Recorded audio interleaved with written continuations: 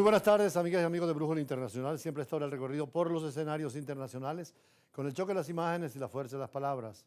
La dinámica internacional sigue confrontando sobre todo a Rusia y Ucrania, pero dentro de esto a Occidente con Oriente, porque hay una alianza China-Rusia frente a lo que es Europa. Estados Unidos, que se ha roto con la política ahora del presidente Trump, donde deja a la OTAN prácticamente sin la presencia de Estados Unidos con el apoyo financiero, y a Europa sola frente a Rusia y frente a China en este nuevo mundo multipolar donde los 27 estados buscan afirmarse y afianzarse como una alternativa con la democracia social y de derecho que además no existe en otras partes.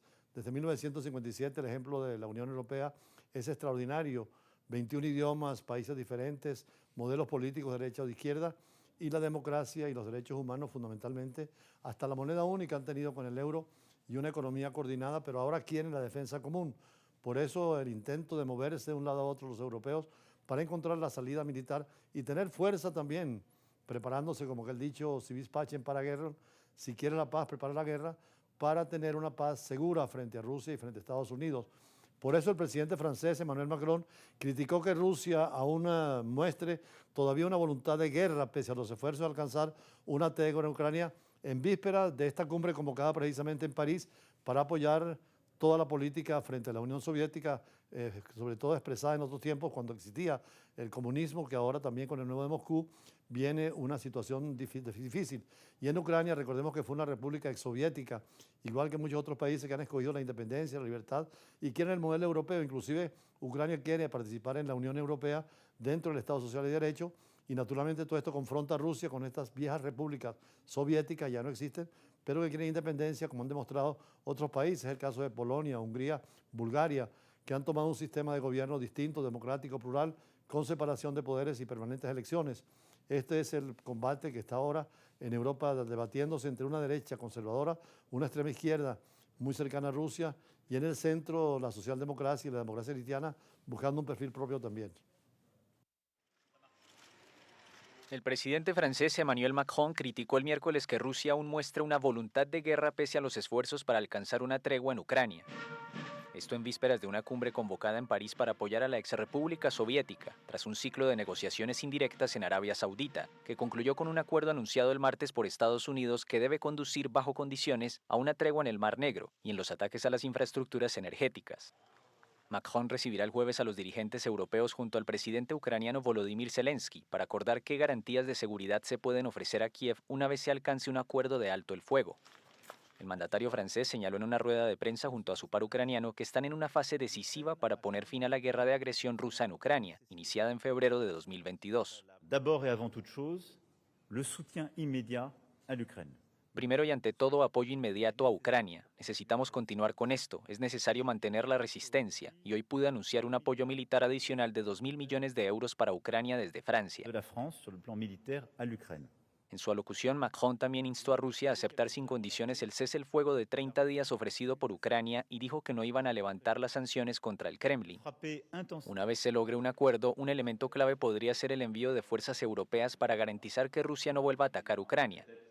Sin embargo, Zelensky afirmó que era demasiado pronto para hablar de las funciones específicas de las futuras fuerzas europeas en Ucrania. Вони передусім для того, щоб контролювати ситуацію, моніторити ситуацію. Su principal objetivo es controlar y monitorear la situación, llevar a cabo entrenamientos conjuntos y prevenir cualquier intento por parte de Rusia de regresar con otra ola de agresión. Росії повернутись з тією чи іншою хвилю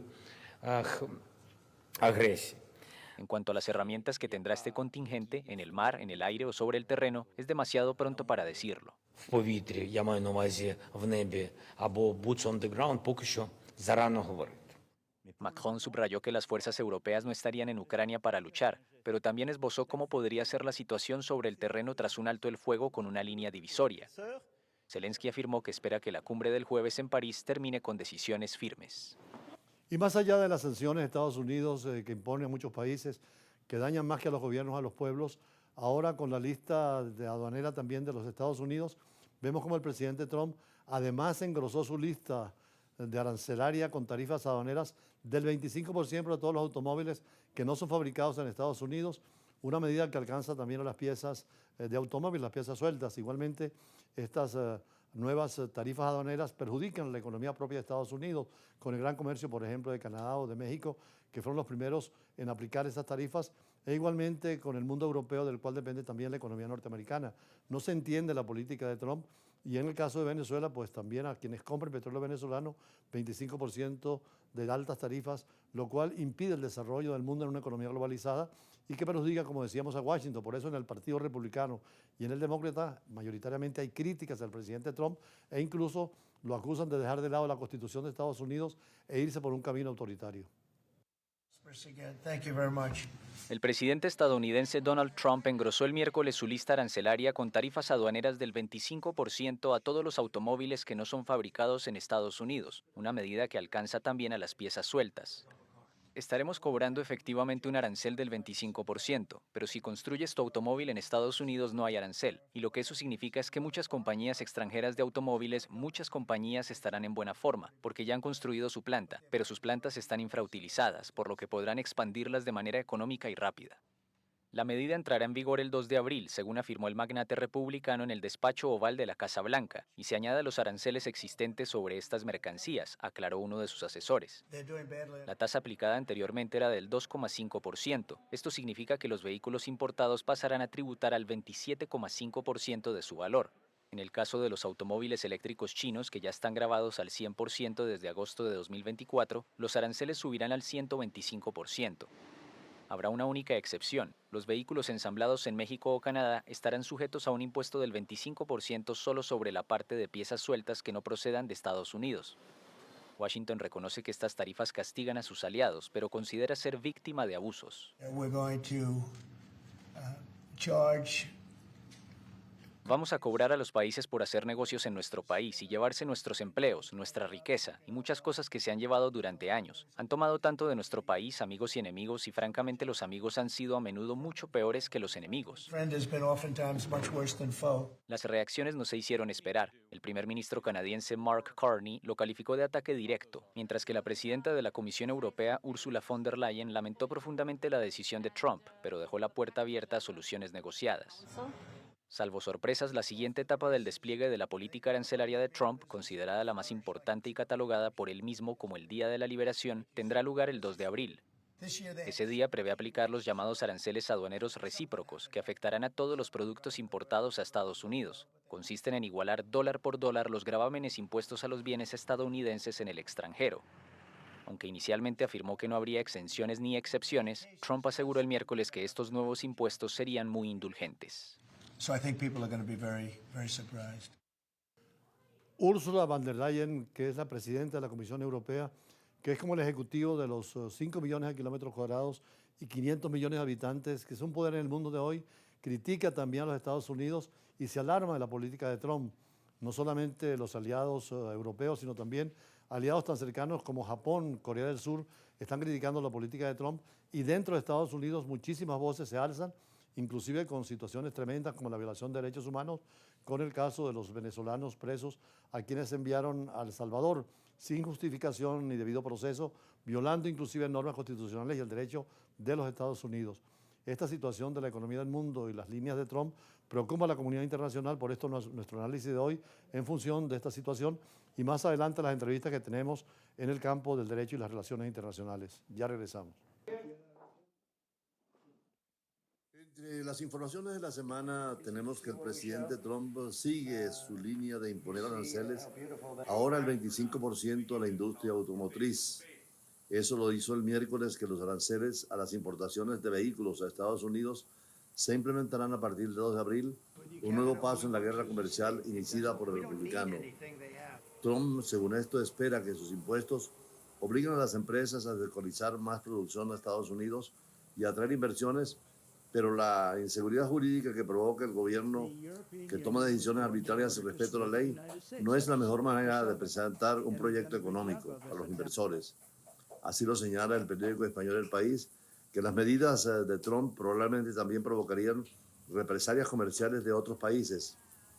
Mientras tanto, la presidenta de la Comisión Europea, Ursula von der Leyen, afirmó, reaccionando, que lamentaba profundamente la decisión de Estados Unidos de que la Unión Europea le valorará y que el gobierno japonés advirtió el jueves del impacto significativo de la ofensiva arancelaria del presidente Trump sobre las relaciones comerciales y económicas entre Japón y Estados Unidos, así como sobre la economía global en su conjunto. Y revisando la prensa suramericana, el periódico Globo señala precisamente que el expresidente Bolsonaro será juzgado por intento de golpe de Estado.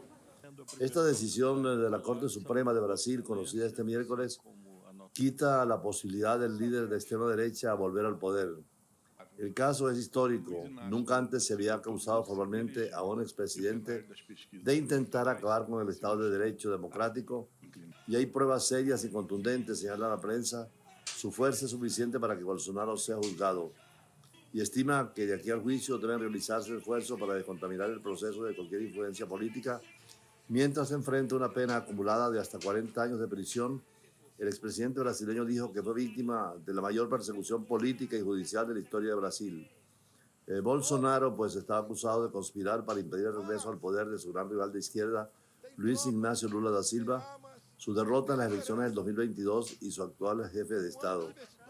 Mientras tanto, en el oriente extremo, Corea del Sur está en las garras de los incendios más destructivos de su historia. Los incendios que se estallaron el fin de semana en el sureste del país han arrasado 35.000 hectáreas más que los incendios del año 2000, que fueron los más destructivos registrados, declaró el jueves Lee Yang-jung, jefe de la División de Desastres y Seguridad, añadiendo que el número de muertos ascendía a 26 y unas 27.000 personas en Corea se vieron obligadas a evacuar urgentemente. Según el Korea Herald, esto sería el incendio más fuerte que ha destruido muchos tesoros nacionales y sitios históricos. El periódico surcoreano informó que se enviaron bomberos para combatir las llamas en la aldea de Hwae, Patrimonio de la Humanidad por la UNESCO, un lugar que preserva la cultura tradicional coreana y sus edificios, muchos de los cuales están hechos de madera y paja. Y mientras tanto sigue la confrontación entre el norte, la capital Pyongyang, y el sur, la capital Seúl, sin que se piense en la reunificación, y donde las potencias pues manejan también la división de Corea en beneficio propio. Francia recibirá a los dirigentes de 30 países aliados de Kiev para finalizar las garantías de seguridad que se proporcionarían a Ucrania en caso de un acuerdo de paz con Rusia. Esta reunión cumbre tiene como objetivo encontrar respuestas colectivas de Europa y mostrar voluntad política ante el acercamiento de rusos y estadounidenses.